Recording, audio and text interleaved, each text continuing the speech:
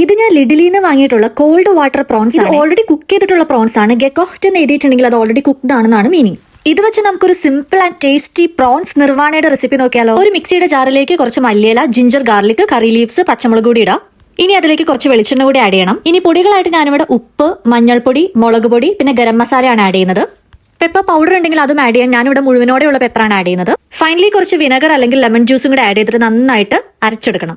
ഇനി ഈ മിക്സ് വെച്ചിട്ട് നമുക്ക് പ്രോൺസ് ഒന്ന് മാരിനേറ്റ് ചെയ്യാം. ഓൾറെഡി കുക്ക്ഡ് അല്ലാത്ത പ്രോൺസ് ആണ് നിങ്ങൾ യൂസ് ചെയ്യണമെങ്കിൽ ഇത് മാരിനേറ്റ് ചെയ്തിട്ട് ഒരു 30 മിനിറ്റ്സ് എങ്കിലും മിനിമം വെച്ചിട്ട് വേണം ഉണ്ടാക്കാനായിട്ട്. ഇതുപോലെ ഓൾറെഡി കുക്ക്ഡ് ആണെങ്കിൽ നമുക്ക് അപ്പം തന്നെ കുക്ക് ചെയ്യാവുന്നതാണ്. ഇനി ഒരു പാനിലേക്ക് കോക്കനട്ട് ഓയിൽ ആഡ് ചെയ്യുക. അത് ചൂടായതിനു ശേഷം കുറച്ച് കറിവേപ്പിലയോട് ഇട്ടിട്ട് പ്രോൺസിന്റെ മിക്സ് നമുക്ക് ഇതിലേക്ക് ആഡ് ചെയ്യാം.